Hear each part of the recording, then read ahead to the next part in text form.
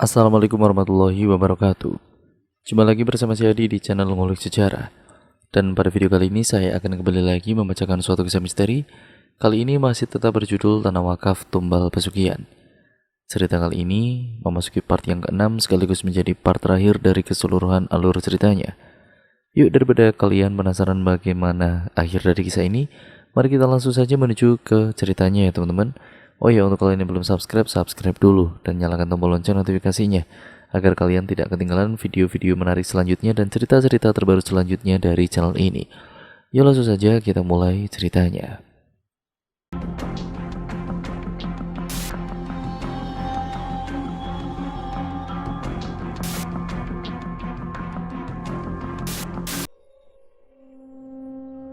Sudah tengah malam, memangnya mau kemana sih, Lih? Tanya Jujun penasaran.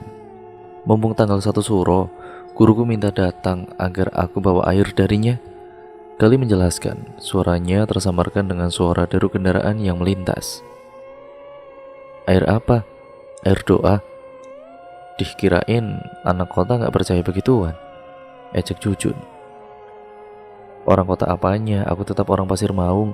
Di kota cuma numpang buat cari ilmu saja. Ya tetap saja setidaknya pikiran kamu kan terbuka. Toh aku aja yang tinggal di kampung udah gak percaya begituan. Tapi adanya kejadian gaib yang dilakukan tetangga sendiri masih bikin kamu gak percaya. Nah iya juga ya, bingung dah. Gali tertawa.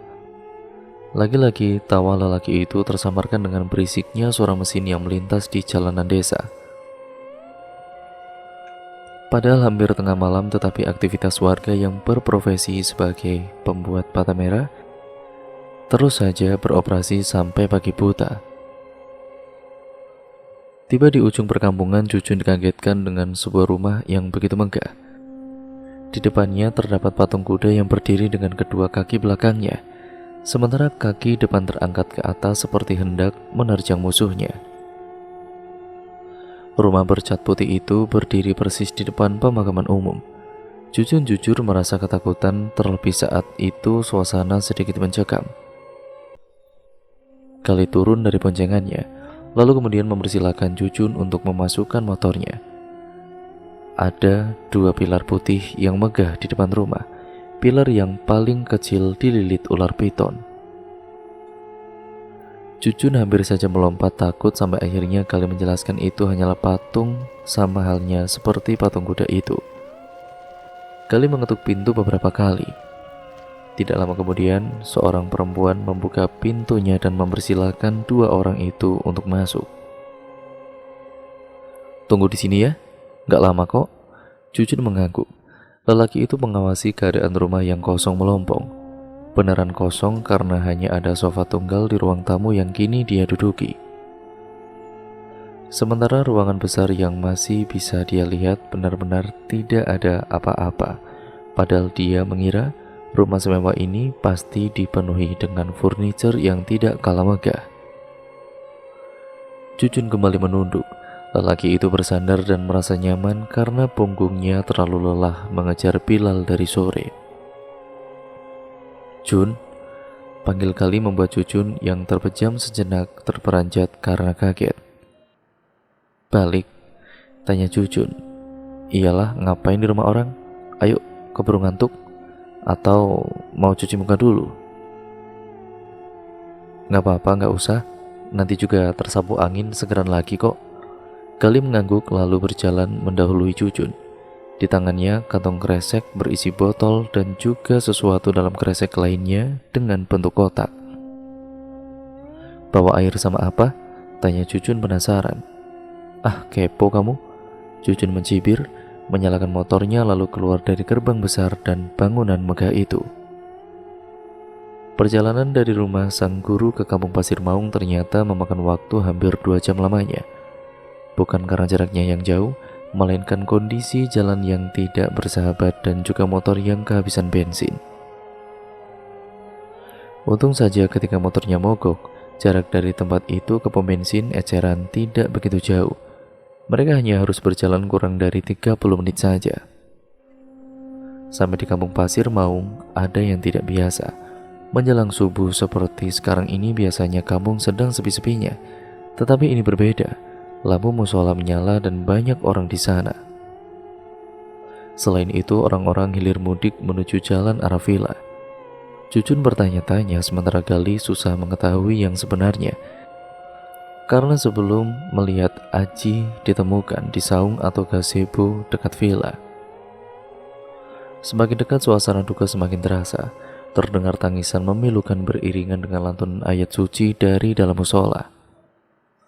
Cucun segera parkir dan melihat ke dalam musola, sementara Gali memilih pulang untuk menyimpan apa yang dia bawa dari rumah sang guru. Di kamarnya, Mesta sama sekali tidak bisa memejamkan matanya. Pada situasi ini justru Mesta ingin sekali bertemu dengan Neneng Sinden. Sekedar berterima kasih atas petunjuk yang tidak pernah bosan dia berikan kepada Mesta. Tepat pukul 4 subuh, Mesta memaksakan diri untuk bangun.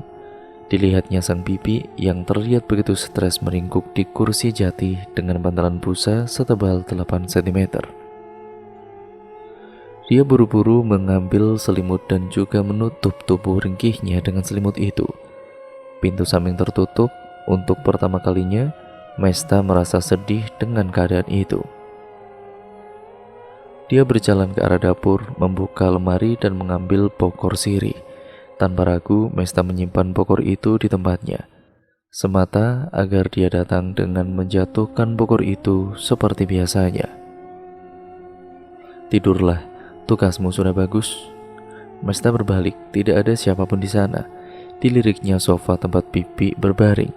Dia masih tampak terlelap di sana. Tunjukkan dirimu sekali saja, tantang Mesta. Tetapi dia tidak menampakkan diri sama sekali. Dering ponsel dari kamarnya membuat Mesta kaget. Buru-buru dia raih ponselnya dan melihat nama Gali pada caller ID. Ada apa, Li? Tanya Mesta. Aku tahu kamu belum tidur, cuma mau tanya bibimu ada di sana. Mesta kembali melirik Marni. Lantas dia mengangguk seakan-akan Gali bisa melihat anggukannya. Iya ada. Syukurlah. Pencarian Mang Bilal sepertinya akan diserahkan kepada pihak yang berwajib.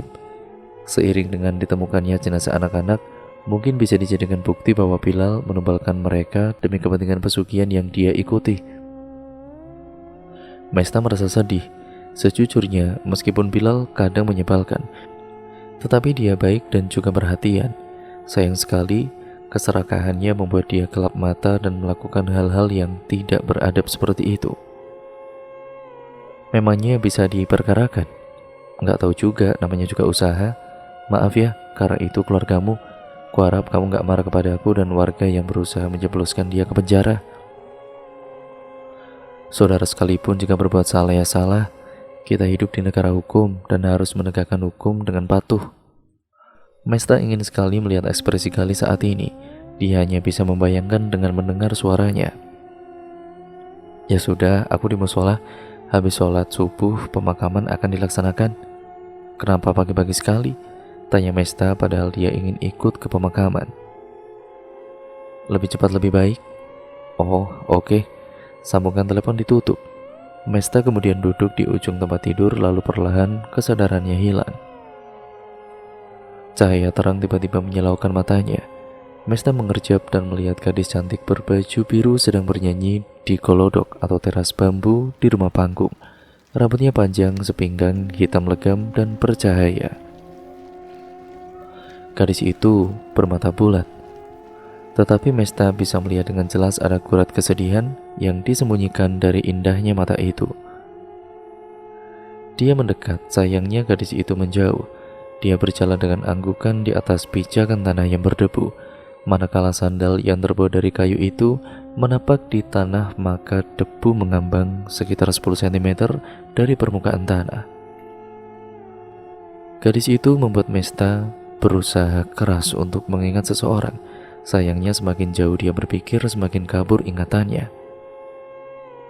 Melewati rumah-rumah bergaya lama, Mesta terus mengikuti sosok itu hingga dia tiba di jalan utama menuju villa yang dia tempati.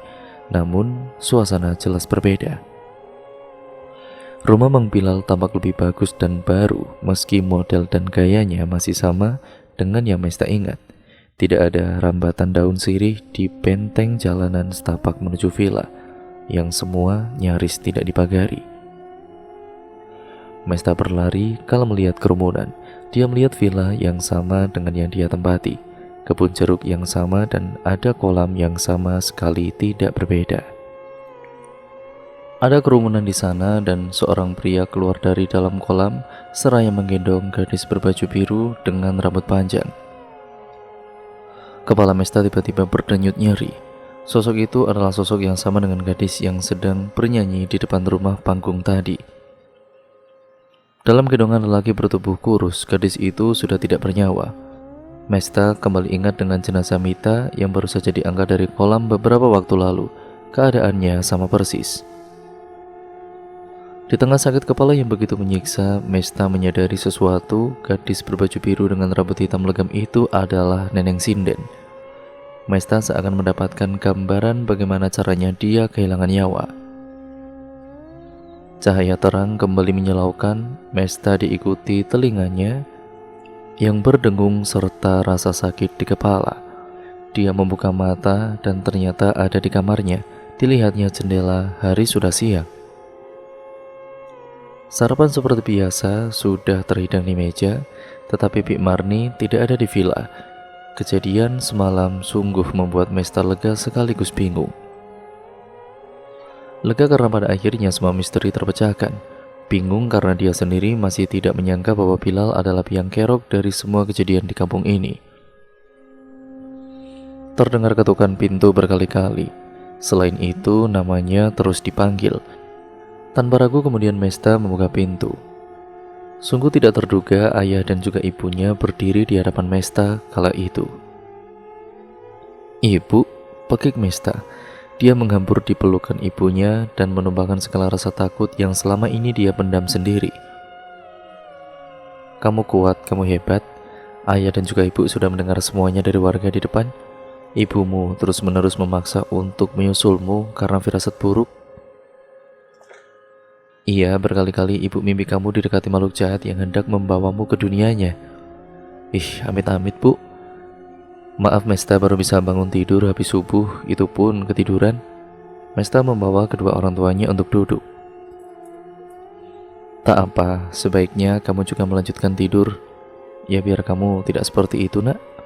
Mesta mau ikut ke pemakaman tadinya, tapi malah ketiduran. Rencananya siang ini saja Mesta pergi ke rumah duka. "Ibu mau ikut?" tanya Mesta.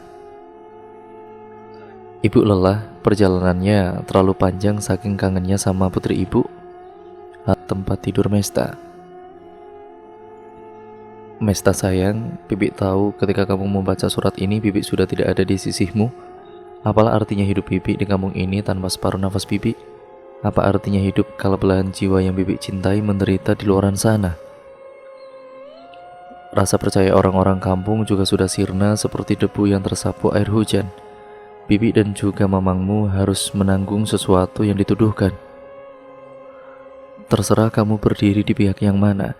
Yang pasti suatu saat ketika kebenaran terungkap, dengan senang hati kami berdua akan memaafkan semuanya. Tolong jaga Lili dengan baik. Sampaikan salam Bibi kepadanya. Jangan kasih dia pepaya. Biasanya kotorannya mencair jika makan pepaya. Dia suka menangis kalau perutnya sakit. Mesta sayang, kampung Pasir Maung tidak baik untuk kehidupanmu. Jika sudah berbesar hati menerima takdir, pulanglah ke tempat asalmu. Di sini kamu tidak akan menemukan kebahagiaan selain rasa takut dan cemas yang berlebihan." Bibi kembalikan kunci rumah, kunci villa dan beberapa catatan sawah yang Bibi garap dan beberapa warga yang garap. "Sampaikan terima kasih kepada kedua orang tuamu yang sudah memberikan hidup yang lebih baik untuk kami yang tidak punya apa-apa. Semoga hidupmu bahagia. Maaf dan juga salam sayang dari bibimu, Marni." Mesta melipat kembali lembar surat yang ditulis dengan rapi, kemudian dia duduk dan menghapus air matanya yang jatuh. Dari apa yang dikatakan Marni pada suratnya, dia tahu Marni begitu tulus. Meski dia masih yakin bahwa Bilal lah yang mengatur setiap kejadian demi menguasai tanah wakaf. Masa iya ada orang lain selain keluarga yang ingin menguasainya? Mita, Dion, dan Laras dikebumikan di kebun bambu. Makamnya sengaja bersisian, Dion di tengah sementara Mita dan Laras di kiri kanannya. Bunga rampe menutup seluruh permukaan tanah kuburan mereka. Botol kaca dibiarkan dekat nisan yang terbuat dari papan itu. Perjalanan hidup mereka masih sangat panjang sebenarnya. Sayangnya takdir berkata lain. Mereka harus merelakan nyawanya menjadi tumbal pesugihan yang begitu keji. Ditemani Lili yang anteng di pelukannya, Mesta berjalan berdiri di tengah hutan bambu. Perjalanannya diakhiri ketika dia menapaki jalan setapak dengan paving block yang diatur sedemikian rupa. "Punten mak, mau nanya, rumahnya Aji di mana ya?" tanya Mesta. Perempuan yang Mesta panggil mak itu menunjuk sebuah jalan. Mesta berterima kasih kemudian berjalan menuju jalan yang ditunjuk. Suasana duka masih begitu kental terasa. Bendera kuning menjadi petunjuk jalan menuju rumah Aji. Bukan tempat Aji yang berduka, melainkan rumah Dion yang berada tepat di samping rumah Aji. Sebelum menemui bocah lelaki itu, Mesta terlebih dahulu menemui orang tua Dion, mengucapkan bela sungkawanya dan memberikan santunan. Meski mereka semua tahu bahwa Mesta kerabatnya Bilal, tetapi tidak ada kemarahan sedikit pun.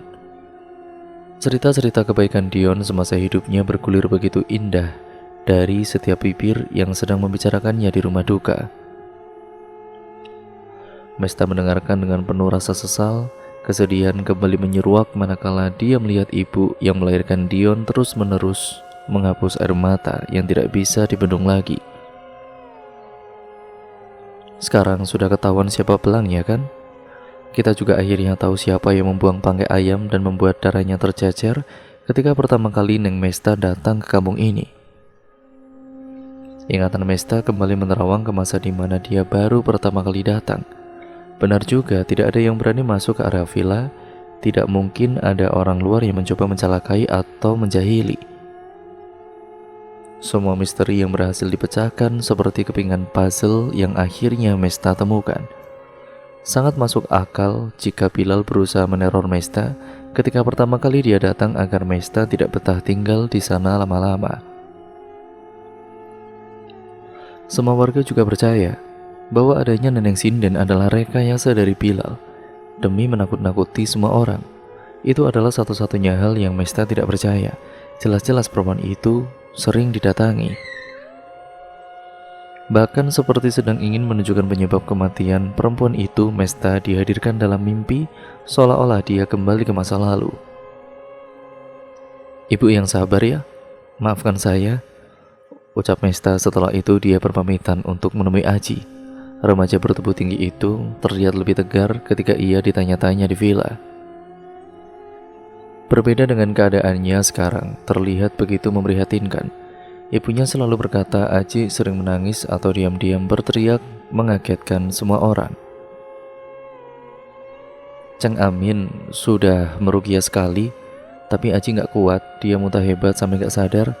Ceng Amin memutuskan untuk berhenti sampai fisik Aji kuat, ungkap ibu Aji. Mesta duduk tepat di samping Aji. Rumahnya yang sederhana membuat lelaki itu harus diparingkan di ruangan tengah. "Coba kalau Aji gak ngajak Dion nyari belut, semua ini gak akan kejadian kan?" tanya Aji kepada Mesta. Perempuan itu mengerti bahwa Aji menanggung penyesalan yang begitu besar. Mesta memegang tangan kurus Aji, rasanya dingin sekali. Dia lalu bercerita tentang banyak hal demi menghibur Aji, agar lelaki itu tidak terus-menerus terpuruk dalam kesedihannya. Di tanah wakaf, Ceng Amin beserta kedua orang tua Mesta dan sesepuh kampung Pasir Maung mengadakan doa bersama. Air yang ada di kolam itu dihabiskan sampai tersisa lumpur. Semua itu dilakukan agar air dari mata air kembali suci. Sementara itu Ceng Amin berusaha mencari buhul-buhul yang tertinggal di sana. Ada sekitar 18 buhul yang ditanam di penjuru kolam besar itu. Dengan ilmu yang dimiliki, Ceng Amin berhasil mengeluarkan semuanya. Di tepian kolam, lelaki itu membuka simpul buhul, kemudian memusnahkan benda itu dengan cairan najis, kemudian dibakar tepat di tengah kebun jeruk. Tukang memperbaiki dan membongkar pasang pembatas yang dibuat oleh Bilal. Demi keamanan, kedua orang tua Mesta menggantinya dengan benteng, tetapi diberikan pintu sebagai akses yang bisa dilalui siapa saja. Gak nyangka Bilal ingin menguasai ini, celetuk ibu Mesta. Yang namanya warisan memang panas sifatnya. Bilal juga diberi sebidang tanah oleh bapak. Meski sebenarnya dia bukanlah anak dari bapak, hanya keponakannya saja padahal. Jangankan Bilal, saya saja sebagai anak kandung bapak diharamkan untuk menguasai tanah ini, apalagi menggantinya seperti yang akan Bilal lakukan. Ayah Mesta yang terlihat begitu berwibawa berjalan sambil terus mengawasi sekitar tanah wakaf. "Mesta mau kita bawa pulang lagi?" tanya sang istri. "Kampung ini terlalu berbahaya buat anak kita. Sebaiknya biarkan dia tumbuh di ibu kota. Kalaupun harus jauh dari Aziz, kita kirim sekalian Mesta untuk melanjutkan pendidikan ke luar negeri." Perempuan separuh usia itu terlihat begitu lega. Orang tua mana sih yang mau hidup dalam bayang-bayang kekhawatiran? Mesta berada di tempat ini membuat dia resah, tidak bisa tidur dari malam ke malam. Ketika sedang asyik berbincang dengan Ibu Aji mengenai sejarah berdirinya kampung ini, Mesta dikagetkan dengan tingkah Aji yang tiba-tiba berteriak histeris karena ketakutan. Mesta termangu melihat pemandangan itu. Ternyata apa yang diceritakan oleh ibunya benar-benar terjadi dan terlihat di depan mata Mesta. "Apa yang kamu lihat, Ci? Apa?" Ibunya ikut histeris saking paniknya melihat keadaan sang anak yang memprihatinkan. Aji menunjuk ke arah pintu belakang yang sedikit terbuka itu. "Ada bayangan pangeran. Pangeran yang sudah ngajak teman-teman. Dia mau bawa aku. Tolong, tolong, tolong selamatkan aku." Aji menutup wajahnya dengan bantal. Dalam keadaan lemas, lelaki itu berusaha berdiri untuk kabur, tetapi berhasil ditahan oleh ibu dan saudara-saudaranya. Mesta penasaran, karena sebenarnya dia juga melihat bayangan hitam itu berada persis di belakang pintu yang sedikit terbuka. Dia lalu bangkit dan memakai sandalnya, mengingat lantai rumah itu masih berupa tanah. Sekali lagi Mesta melihat Aji bergetar ketakutan. Dia terus-terusan menyebut bahwa pangeran berdiri di sana. Setelah mengalami nafas panjang, Mesta berlari memastikan apa yang dikatakan Aji benar adanya. Sayangnya ketika dia membuka pintu lebih lebar lagi, Mesta tidak melihat siapapun kecuali Galih yang sedang tersenyum kepadanya. Mesta mundur memberikan jalan supaya orang-orang dalam rumah bisa melihat dengan jelas siapa yang datang. Bukan pangeran seperti yang dikatakan oleh Aji. Terbangun di suasana yang berbeda, Mesta merasa harinya lebih ringan dibandingkan dengan minggu-minggu sebelumnya di kampung Pasir Maung ini. Dia baru ingat sudah lebih dari 2 bulan kembali menjalani kehidupannya di ibu kota. Hari ini adalah hari ulang tahunnya yang ke-24. Sebagai anak tunggal kaya raya, kedua orang tuanya selalu mengadakan pesta ulang tahun meriah di belakang rumahnya. Setelah memakai jubah tidurnya, Mesta membuka pintu balkon dan melihat progres para panitia dan I.O. yang melancarkan pesta ulang tahunnya yang akan dilaksanakan nanti malam. Gaun yang indah sekali berwarna merah muda sudah tergantung di sisi lemari kamarnya. Dia melihat gaun itu, gaun yang sebenarnya hendak dia kenakan ketika pertunangannya dengan Aziz dilaksanakan. Sayangnya, Mesta harus menunda mengenakan gaun itu hingga ulang tahunnya yang ke-24. Tidak ada pertunangan. Mesta berusaha menciptakan cinta yang baru entah dengan siapa. Malam tiba, tamu-tamu yang kebanyakan merupakan kolega bisnis dari ayahnya Mesta sudah berdatangan dengan menggunakan gaun-gaun yang anggun. Pria-pria dengan mengenakan pakaian resmi seperti tengah melakukan aksi mencari pasangan di ajang pencarian jodoh. Ada yang membawa pokok bunga, membawa kado-kado, barang berharga. Bahkan ada juga yang memberikan Mesta tiket untuk liburan keluar kota. Hampir sebulan berlalu dari kejadian demi kejadian yang terjadi di kampung Pasir Maung. Mesta kini menikmati kembali hidupnya tanpa teror dan kehadiran makhluk-makhluk yang menyeramkan. Selain itu, dunia pun rasanya lebih terang karena seluruh ruangan dan bangunan yang ada di sekitarnya menggunakan lampu dan penerangan yang benar-benar terang. Tidak seperti di kampung itu yang hanya menggunakan bohlam ataupun LED murahan, bahkan lampu cempor. Makin cantik aja nih kamu, tak? Dengar-dengar kamu mau melanjutkan kuliah ke luar negeri ya? Tasya, teman Mesta, berkata. Ayah memang menawarkan diri, tapi udah setua ini rasanya malas untuk belajar jauh-jauh. UI saja nggak sih? Biar bisa tetap hangout bareng kalian. Alah, sok-sokan bilang tua, baru juga 24. Tasya menepuk tangan halus Mesta. Kemudian mereka lanjut berbincang membicarakan hal-hal random, atau sesekali menunjuk rekan kerja ayahnya Mesta yang terlihat dan juga tercium aroma uang. Om-om yang beristri itu, Syak, jangan digoda, nanti kamu dilabrak istrinya. Jujur Mesta, siapa yang menggoda? Cuma nunjukin tuh lelaki kayak gitu yang bakalan jadi ayah dari anak-anakku. Mesta memutar bola matanya. Dia menyabukkan pandangan ke seluruh penjuru taman yang didekorasi sedemikian rupa. Tidak ada yang menarik hatinya selain kado-kado di sudut ruangan. Acara dimulai, yang mana ayahnya mengumumkan kepada seluruh rekan kerja keputusannya untuk pensiun dari dunia bisnis dan kembali ke kampung halamannya di kota Garut. Selain itu, beliau juga mengumumkan bahwa Mesta akan menggantikan dirinya di sela-sela kesibukannya melanjutkan S2 di Universitas Indonesia. Tepuk tangan riuh terdengar kala kek ulang tahun yang tinggi menjulang didorong petugas sampai di depan panggung. Mesta kemudian memejamkan mata seraya merapalkan harapan-harapannya, lantas lilin-lilin itu dia tiup. Untuk orang kaya seperti keluarga Mesta, pesta seperti ini bukan hanya sekedar perayaan biasa, seperti halnya perayaan ulang tahun anak-anak dan remaja pada umumnya. Ini adalah pertemuan bisnis yang dibalut dengan kemewahan dan kemegahan. Di tengah kemeriahan dan hingar-bingar pesta, Mesta menangkap warna yang selalu dia ingat dalam benaknya, warna biru yang selalu terlihat terang meski di bawah cahaya bulan. Gelas dalam genggaman dia simpan asal-asalan, sampai jatuh dan pecah menimbulkan bunyi yang mengundang banyak perhatian.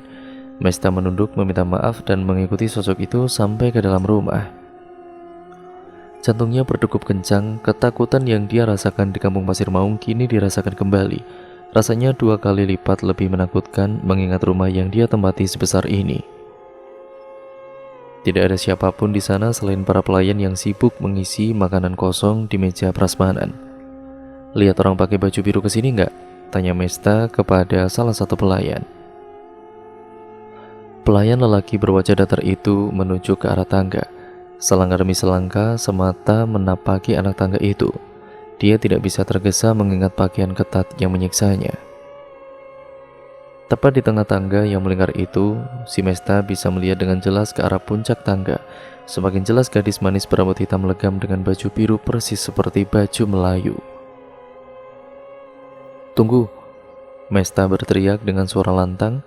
Dia melepas sepatu hak tinggi yang dikenakan lantas perempuan itu.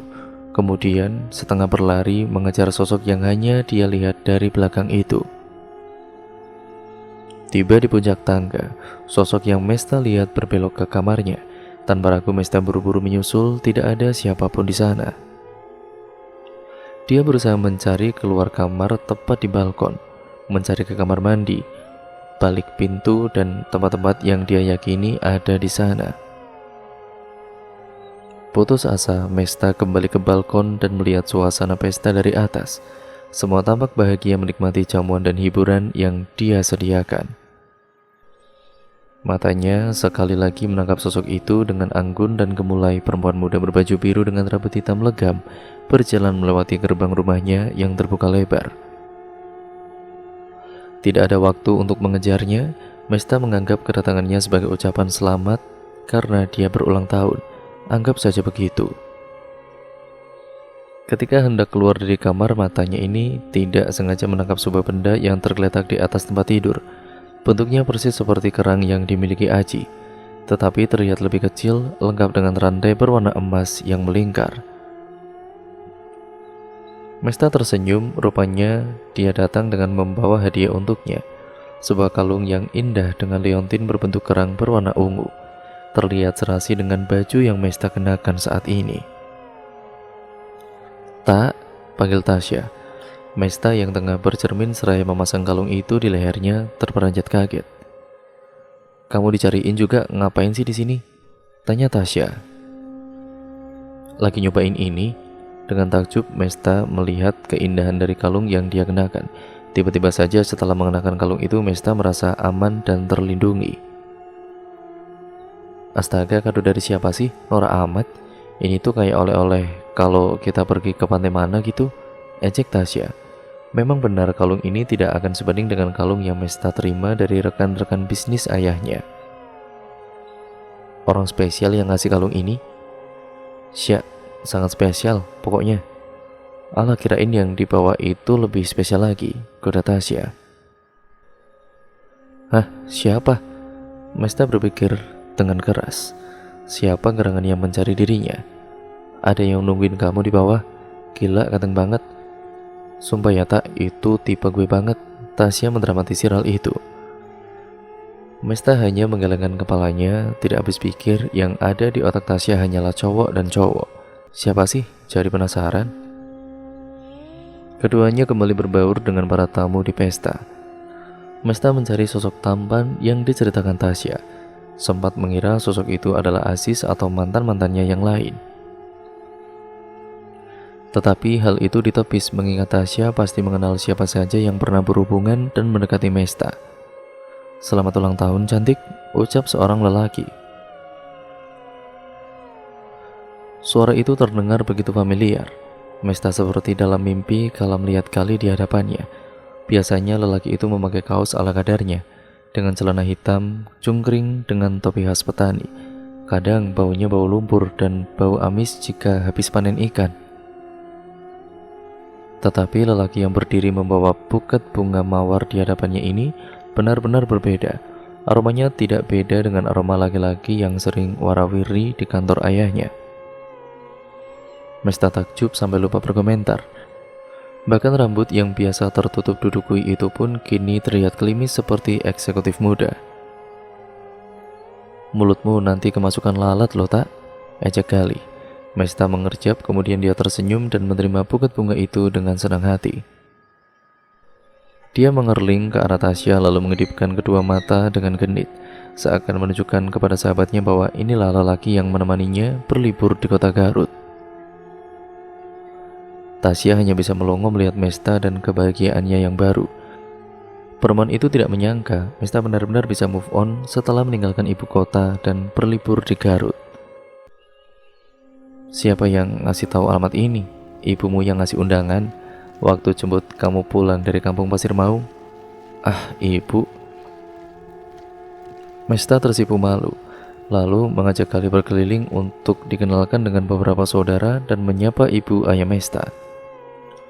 Lelaki itu tampak seperti lelaki yang sudah biasa berbaur dengan kehidupan seperti ini. Mesta nyaris tidak bisa menemukan sosok Gali yang sering berlumpur-lumpur dan memberi Mesta makanan hasil kebun. Puncak acara semua menari dengan gembira, termasuk Gali dan Mesta. Perempuan itu tidak bisa membendung rasa bahagianya menari bersama orang yang selalu membuat jantungnya berdegup kencang akhir-akhir ini. Saking lelahnya, Mesta tidak sadar sudah bersandar di pelukan Gali. Napasnya yang memburu kini mulai teratur. Dari jarak sedekat ini, Mesta sama sekali tidak dapat mendengar dengan jelas seperti apa degup jantung Gali. Itu karena debar jantungnya lebih menggila. Ketamanan dan kerapihan Gali membuat Mesta terlena. Sampai-sampai dia tidak menyadari Gali sudah melepaskan kalung yang baru saja Mesta dapatkan dari perempuan berbaju biru. Gali mengantongi kalung itu memastikan Mesta tidak akan pernah memakai benda apapun yang diberikan oleh Nenek Sinden. Setelah berhasil melepas kalung dengan liontin kerang berwarna ungu, Gali tersenyum puas. Lalu kemudian dia mengelus rambut halus Mesta. "Ayo kita hidup bersama Mesta, di duniaku yang penuh dengan kebahagiaan." Mesta tiba-tiba merinding, suara Gali berubah total. Napasnya yang menyapu tengguk Mesta terasa sedingin es. Dia tiba-tiba menyadari satu hal. Nenek Sinden selalu menyadari ketika bahaya datang mengintai. Mungkinkah sosok yang kini berdiri rapat di hadapannya ini adalah sosok yang dianggap membahayakan? Jantungmu berdegup begitu kencang, sedalam itukah perasaanmu kepadaku? Gali kembali berbisik. Di tengah ketakutannya, Mesta hanya bisa mengangguk. Suara lelaki itu seperti seseorang yang sedang menyimpan dendam, yang Mesta tahu Gali bukanlah sosok yang mudah memberikan rayuan. Gali bukanlah orang yang berani melontarkan ajakan. Di tengah rasa takut yang begitu besar, Mesta menyadari bahwa kalung berliontin kerang yang baru saja dia dapatkan sudah tidak ada di lehernya. Dan cerita pun akhirnya selesai sampai di sini ya teman-teman. Terima kasih untuk kalian semua yang sudah menyimak video kali ini dan cerita kali ini. Jangan lupa untuk kalian menonton part awalnya dulu agar kalian paham dan mengerti keseluruhan alur ceritanya dari awal sampai part akhir ini ya teman-teman. Nah, bagaimana menurut kalian ceritanya? Kalian bisa komen di bawah. Dan jangan lupa like dan share juga sebanyak-banyaknya, karena itu membantu channel ini menjadi channel yang jauh lebih baik. Nah, intinya dari cerita ini kita bisa mengambil kesimpulan, jangan mudah percaya kepada siapapun, termasuk kepada si Gali ini ya teman-teman. Ternyata plot twist yang ada di akhir cerita ini menunjukkan siapa sosok Galih yang sebenarnya. Dan semua kejadian teror itu merupakan semua rencana ataupun ya rancangan yang sudah Galih persiapkan. Nah, sangat seru kan ceritanya, makanya tonton dulu part awalnya sampai part yang terakhir ini ya teman-teman. Banyak sekali pembelajaran yang dapat kita ambil dari cerita kali ini. Ya semoga yang nilai-nilai positif yang juga baik-baik kita ambil, yang buruk kita buang jauh-jauh.